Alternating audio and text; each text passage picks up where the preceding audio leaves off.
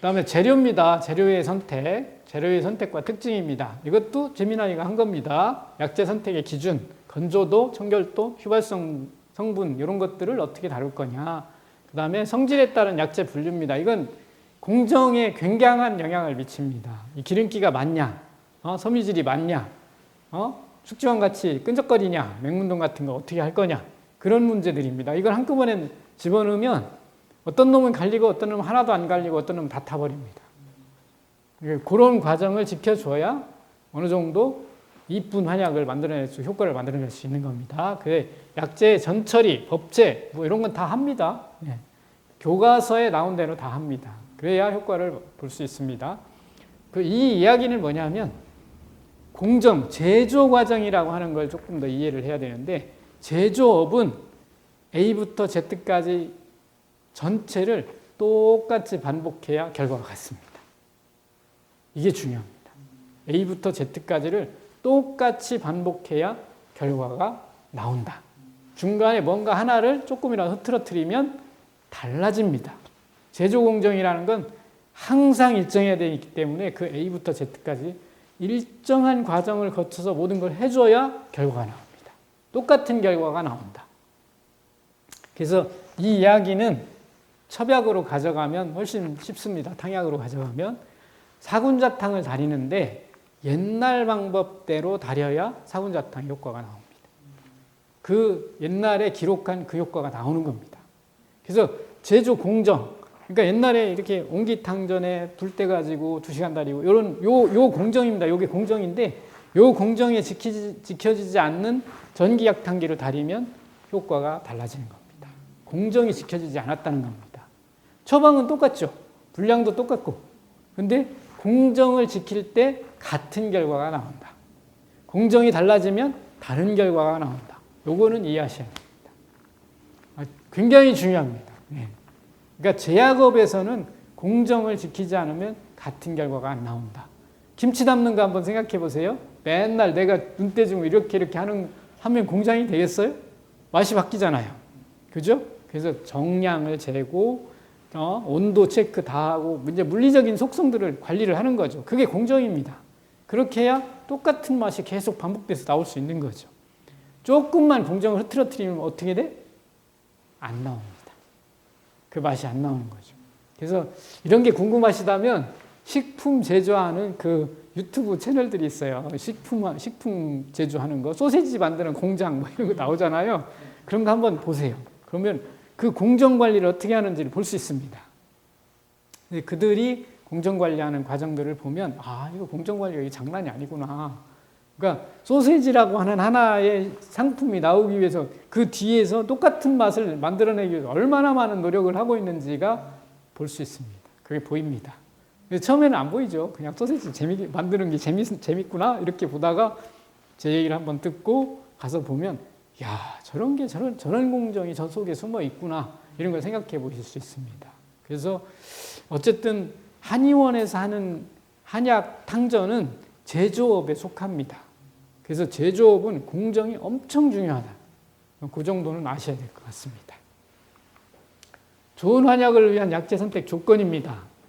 잘 건조된 놈 선택해야 잘 부서집니다. 이거 당연합니다. 두 번째, 이물질을 제거해야 됩니다. 이건 원장님들은 그래 이물질 제거하면 되지 이렇게 생각하시잖아요. 그죠? 그럼 어떻게 제거하니? 뭐 이런 것도 이제 생각하셔야 되잖아요. 뭐가 이물질이니? 뭐 이런 거 생각하시는데요. 한약재의 특징은 흙에서 나오는 놈이 많다는 겁니다. 뿌리. 그러면 이물질이 뭐겠어요? 흙이에요, 흙. 제대로 세척이 안 된 놈들은 흙이 들어가는 겁니다. 물론 탕약도 깨끗이 세척해서 해야죠. 근데 한약 같은 경우는 소량 가지고 뭔가 결과를 내기 위해서 훨씬 더 예민하게 관리를 해야 됩니다. 그래야 좋은 결과가 나옵니다. 그 다음에 휘발성이 있는 약재는 어떻게 관리하니? 그겁니다. 이것도 공정에서 중요합니다. 휘발성 약재를 옛날 같으면 이렇게 이제 뒤에 나올 건데 맷돌 같은 거로 갈 때는 처음에 넣고 해도 열러 가지 않아요. 왜? 열이 안 나니까. 근데 요즘 기계는 이게 뭐 거의 뭐 7, 80도 이상 올라갑니다. 회전하면서. 그러면 휘발하겠죠. 휘발성 약재는 다 휘발합니다. 박하 같은 거 넣고 돌려버리잖아요. 나중에 남수 다 날아갑니다. 아무것도 없습니다. 그래서 그런 것들을 어떻게 관리하느냐가 역시 공정입니다. 공정. 그 공정을 지켜줘야 휘발하는 성분들을 남긴 상태에서 만들 수 있다는 거죠. 그러면 좋은 한약을 만들기 위해서 이거보다 더 중요한 게 뭐가 있냐? 이겁니다. 이거 마지막. 이게 제일 중요합니다. 뭐 세척하고 뭐 여기 이물질 제거 이거 다 필요 없습니다. 제일 중요한 게 이겁니다. 최상품의 약재를 써야 됩니다. 왜? 소량 가지고 약재를 효과를 만들기 위해서는 최상품 유통되는 한약재 중에 최상품을 쓰는 겁니다. 그래야 효과가 옵니다. 공진단을 만드는데 중하대를 쓰면 되죠. 모르잖아요. 갈아놓으니까. 근데 효과는 없습니다. 네. 완전 분꼴 제일 좋은 거 갖다 써야 공진단의 효과가 나오는 겁니다. 네. 그러니까 공진단을 만들 때 녹용은 최고 좋은 놈 씁니다. 최고 좋은 놈. 봐도 이거 약 되겠다 싶은 놈들 있잖아요. 그런 걸 쓰는 겁니다. 그래서 최상의 약품을 선택해야, 한약재를 선택해야 그나마 효과를 만들어낼 수 있다. 휘발 문제는 뒤에 공정을 설명하면서 보겠습니다. 저방이 혼합된 약재의 특성 분류입니다. 이게 이제 분쇄하는 과정 때문에 이거 엄청 중요합니다. 그래서 기름기나 섬유질이나 점성 같은 거를 어떻게 다뤄야 되니? 이제 이거죠. 우리가 육미지왕탕을 환으로 만든다고 한번 생각해 보세요. 숙지왕, 산수유, 산약, 택사, 복령, 목단피 뭐가 안 갈릴까요? 기계에 넣으면? 지왕 또? 네. 산수유 안 갈려요. 나머지는 갈립니다. 건조가 잘 되거든요. 나머지는 깔끔하게. 그런데 산수유 안 갈리고 지왕 안 갈립니다. 산수유의 껍데기가 이게 씨앗 종류들은 뭐가 문제가 있냐면 여기 이제 나오잖아요. 구기자 산수유 이런 것들은 뭐를 내보내요? 당분을 내보내죠. 달잖아요. 당분을 내보내면 얘가 연글수록 이 씨앗 껍데기 쪽으로 당분이 이렇게 번져 나오죠. 찜어 나오죠. 끈적끈적해집니다. 이 끈적임이 그 기계 속으로 들어가면 어떻게 되냐면 다 타요. 둘러붙어가지고. 그 다음에 껍질이 제대로 안 말라 있잖아요. 끈적이잖아요. 하나도 안 갈려요. 그래서 공진단 만들 때 산수유 어마어마하게 힘든 약이에요. 완전히 가는 게 너무 힘들어요. 산수유. 그래서 말리는데 진짜 노력을 많이 해야 됩니다. 공진단 그냥 쉽게 만드는 게 아니에요. 뭐 그냥 가루다가 만들면 되지 이렇게 생각하는데 천만의 말씀입니다. 그렇게 못 만듭니다. 그래서 일반적으로 아마 적당히 그 공진단을 만들기 위해서 분쇄를 하면 산수유나 녹용의 상당 부분을 손실을 볼 겁니다. 일반적인 기계에서 그냥 갈아온다. 내가 5kg 보냈으면 5kg 받을 수 있냐? 못 받습니다. 그게 다 가는 게 쉬운 일이 아니라는 얘기죠. 네. 그러면 이제 균형이 무너지는 거예요. 약재 균형이. 그래서 효과가 떨어지는 겁니다. 네. 그런 거 얘기해야 되고요. 그 다음에 섬유질 같은 경우, 이제 이런 거를 갈 때 물론 엄청나게 많이 말리죠. 많이 말리고 하지만 그렇게 말리는데도 불구하고 안 되는 것들이 있어요. 육미지왕탕은 숙주왕이 너무 많이 들어가가지고 아무리 말려도 안 갈려요. 다 탑니다. 그래서 숙주왕만 따로 어떻게 분쇄를 해내야 되겠죠. 그래서 그 전통적인 그 전에 재환하던 사람들은 막걸리에다가 계속 끓였어요. 숙주왕. 그래서 이게 흐물흐물해지게 만든 다음에 롤러밀이라고 이렇게 돌아가는 놈에다 계속 약재들하고 같이 넣어서 비비는 거예요. 그렇게 해서 옛날에는 만들었거든요. 그러면 뭐가 문제가 생길까요? 껍질이 제거가 안 돼요. 분쇄가 안 된 껍질이 들어가는 거예요. 한약에. 이제 거친 거죠. 그래서 한약을 만들기가 어려워요. 거칠어지면. 그런 문제가 좀 생깁니다. 그래서 우리 같은 경우는 이런 것도 이거 해보니까 시행착오를 계속 하다 보니까 어떻게 하면 된다는 것을 알아내는 거예요. 끓여가지고 어떻게 하니까 되네? 이런 그런 걸 개발하는 거죠. 그래서 대부분 단계별로 체망을 사용합니다. 그렇게 불려가지고 걸러내고 여기도 단계별로 처음에는 굵은 체망에 빠져나오게 하고 두 번째는 더 가는 체망에 빠져나오게 하고 이런 식으로 해서 그 밀도 크기를 줄여나가는 방법들을 씁니다. 그러니까 여러 번 공정을 해야 돼. 한 번에 이렇게 약을 지어가지고 한 번에 딱 넣어서 갈리는 거 없어요. 그렇게 못 만들어요. 그렇게 하면 어떤 문제가 생긴다? 비율이 안 맞아요. 갈리는 놈이 있고 안 갈리는 놈이 있어서. 그럼 결과적으로 약효에 영향을 미치는 겁니다. 섬유질 같은 경우도 마찬가지입니다. 이거 안 갈립니다. 여기 보면 이거 이제 제미나이가 조사한 겁니다. 예, 일반 분쇄기로는 고운 가루가 되지 않고 실처럼 잔사가 남을 수 있다. 그러니까 섬유소는 잘 안 갈립니다. 아무리 잘 말려도 기계가 어떤 종류의 기계가 아닌 경우는 섬유소를 분쇄할 수 없습니다. 아무리 잘 말려도. 그러니까 기계를 잘 선택해야 됩니다. 뒤에 그 설명이 좀 나옵니다. 여기 보면 해머밀이라고 하는 걸로 파쇄할 수 있다고 나오잖아요. 근데 얘가 열이 엄청나요. 이게 두드려 패니까. 그래서 타요. 제일 먼저 내가 실패한 게 이거죠. 다 부셔보기 위해서 이걸 샀는데 타. 너무 때리면 열나가지고. 그래서 그건 어렵더라고요. 그런 난점이 있고요. 섬유소는 건조를 어떻게 해야 되니? 한 2, 3일을 계속 저온에서 계속 말리는 거예요. 2, 3일 정도.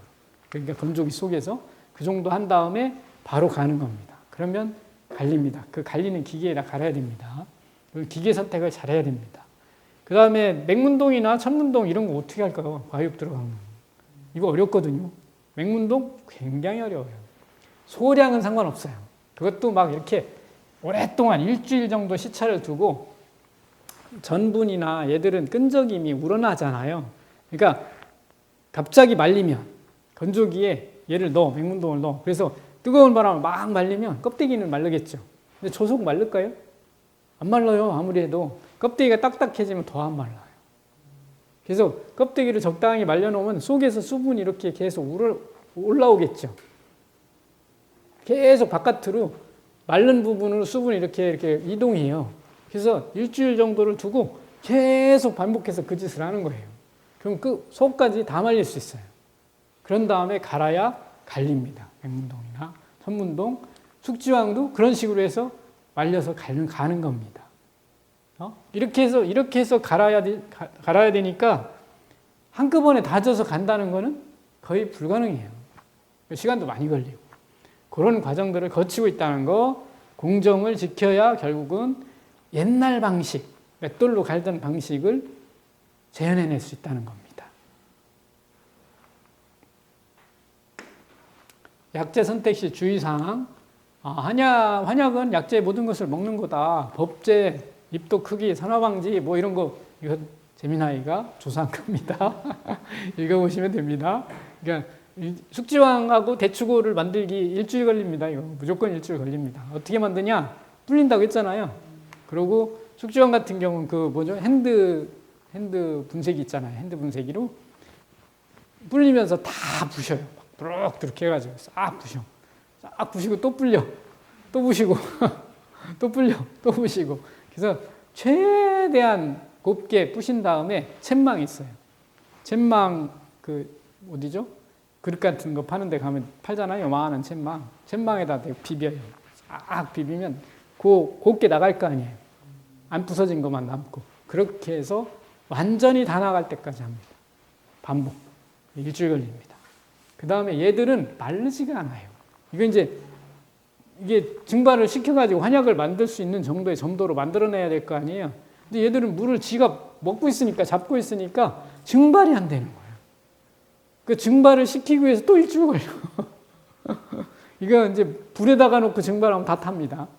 그러니까 천천히 증발해야 되니까 저온이 되는 슬로우 쿠커 있잖아요. 슬로우 쿠커에다 넣고 꽂아놓고 보는 거예요. 타기 전까지, 굳기 전까지. 또 슬로우 쿠커의 단점은 뭐냐면 오래 놔두면 바깥이 딱딱하게 굳어버립니다.